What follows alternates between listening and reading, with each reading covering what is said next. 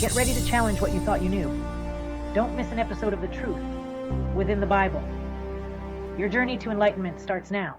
Welcome back, my friends. Today we cover Revelation chapter 17. Let's grab a 30-second recap of Revelation 16 before we start. In chapter 16, we saw God pouring out the final 7 bowls of his wrath. We looked especially at 3 key bowls. The third bowl turned the rivers and springs into blood, showing that the normal sources of truth and life had become corrupted with deception and lies. The fourth bowl caused the sun to scorch people with intense heat. We saw this as the burning truth of the Lord. God's truth warms and protects his people, but it burns those who have rejected it and loved deception. The sixth bowl dried up the great river Euphrates. This removes the last restraining barrier of confusion, allowing the forces of evil to gather openly for the final battle at Armageddon. The whole chapter is written like overlapping scenes in a movie, not always strict chronological order, but showing the same period of final judgment with increasing intensity. That brings us right up to chapter 17, where God now zooms in and explains in detail who and what is being judged. So, without further ado, Revelation chapter 17, verse 1. And there came one of the 7 angels, which had the 7 vials, and talked with me, saying unto me, Come hither, I will show unto thee the judgment of the great whore that sitteth upon many waters. This introduces a second woman in Revelation. In chapter 12, we saw a pure woman crowned with 12 stars, Mother Israel, God's people. Here in chapter 17, we see a very different woman, Mystery Babylon, the great harlot. These 2 women represent 2 completely different systems. Verse 2.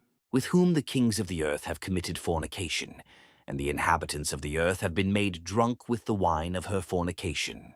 Those are earthly human beings. They're not the 10 kings that Satan will bring with him, which are supernatural. You got to know the difference. They're intoxicated with the lies of Satan. From that smoke, fire, and brimstone, verse 3. So he carried me away in the spirit into the wilderness, and I saw a woman sit upon a scarlet-colored beast, full of names of blasphemy, having 7 heads and 10 horns. The angel now shows John the true nature of this woman. She is not the beast itself. Instead, she is riding on the back of the scarlet beast, being carried and supported by satanic political power. She uses that power for her own purposes while appearing to be in control. But she is sitting on something extremely dangerous and full of blasphemy. This is the same beast we saw in chapter 13. Now we clearly see its relationship with the woman. Notice the strong contrast with chapter 12. The pure woman fled into the wilderness for God's protection. This harlot is taken into the wilderness to be exposed and judged. Verse 4. And the woman was arrayed in purple and scarlet color, and decked with gold and precious stones and pearls, having a golden cup in her hand, full of abominations and filthiness of her fornication. Everything about her looks impressive and even spiritual. But look closer at that golden cup. It looks holy and religious on the outside, like temple vessels. But it is full of abominations. Outwardly beautiful and attractive, inwardly corrupt and disgusting. This is the height of hypocrisy. She uses her outward glory to seduce kings and nations, while inside she is morally and spiritually filthy with spiritual prostitution. Contrast this with the pure woman in chapter 12. She was given heavenly glory by God. This harlot clothes herself in man-made luxury and deception. Verse 5. And upon her forehead was a name written, Mystery, Babylon the Great, the mother of harlots and abominations of the earth. The angel is about to explain the secret identity of Babylon the Great. Verse 6. And I saw the woman drunken with the blood of the saints, and with the blood of the martyrs of Jesus. And when I saw her, I wondered with great admiration. John is shocked and bewildered when he sees her. Father is still going to translate this all even further for you. Hang on. Verse 7. And the angel said unto me, Wherefore didst thou marvel? I will tell thee the mystery of the woman, and of the beast that carrieth her, which hath the 7 heads and 10 horns. Here comes the explanation. Verse 8. The beast that thou sawest was, and is not, and shall ascend out of the bottomless pit, and go into perdition. And they that dwell on the earth shall wonder, whose names were not written in the book of life from the foundation of the world, when they behold the beast that was, and is not, and yet is. The beast is the embodiment of a long-running anti-God spirit/system that has appeared in different forms throughout history. Was, is currently restrained or not in full power, is not, and will have one final intense manifestation, yet is. The angel now begins to explain the vision. Verse 9. And here is the mind which hath wisdom. The 7 heads are 7 mountains on which the woman sitteth. The angel is says this requires wisdom. The 7 heads of the beast are 7 mountains on which the woman sits. In prophecy, mountains represent kingdoms or nations. So the woman is riding upon and is supported by 7 major world powers or kingdoms. Verse 10. And there are 7 kings, 5 are fallen, and 1 is, and the other is not yet come. And when he cometh, he must continue a short space. Let's break that down. This is speaking in John's time, so let's work it out. There are 7 kings. 5 are fallen, that would be Egypt, Assyria, Babylon, Medo-Persia, and then Greece as the 5th. Then it says, and 1 is. Remember, that is during John's lifetime, so that would be Rome. And the other is not yet come. That is the future revived empire or final world power, aka Antichrist. And when he cometh, he must continue a short space. Short space because God has shortened the time to 5 months. Verse 11. And the beast that was, and is not, even he is the 8th, and is of the 7, and goeth into perdition. That gives it away for you.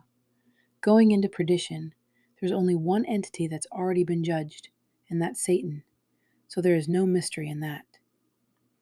Verse 12. And the 10 horns which thou sawest are 10 kings, which have received no kingdom as yet, but receive power as kings 1 hour with the beast. The 10 kings rise quickly alongside the final beast system. The beast creates the conditions that allow them to suddenly become powerful rulers. They rule with him for a very short, intense period called 1 hour. This 1 hour is the brief but extremely intense time at the very end, often called the hour of temptation, during which Satan has great power on earth. These are not long-term independent kings. They are a sudden coalition that appears near the very end and immediately aligns with the beast. Verse 13. These have one mind, and shall give their power and strength unto the beast. They are very loyal to him. Verse 14. These shall make war with the Lamb, and the Lamb shall overcome them. For he is Lord of lords and King of kings, and they that are with him are called and chosen and faithful. This tells us the final goal of the 10 kings and the beast is to make war against the Lamb, which of course is Jesus.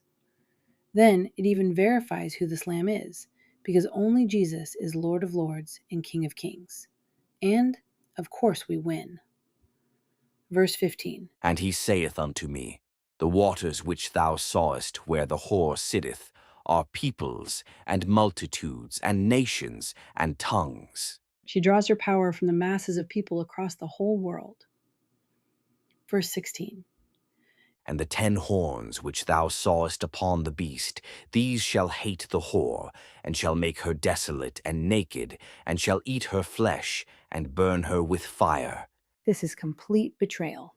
The very political system she was writing and using for so long rises up and completely destroys her. Verse 17. For God hath put in their hearts to fulfill his will, and to agree, and give their kingdom unto the beast, until the words of God shall be fulfilled. God's always in control. Verse 18 to finish the chapter. And the woman which thou sawest is that great city, which reigneth over the kings of the earth. The angel makes it very clear. The woman is not only false religion, but a powerful world system that blends seductive false religion with political control and enormous economic wealth. She sits on all the peoples of the earth and uses every tool, spiritual, political, and financial, to dominate.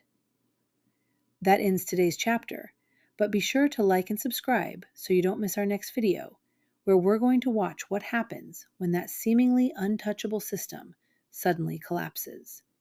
What does total judgment on a worldwide empire of deception actually look like? Who mourns and who rejoices? That's where our next video is going in Chapter 18. Until then, stay strong, my friends.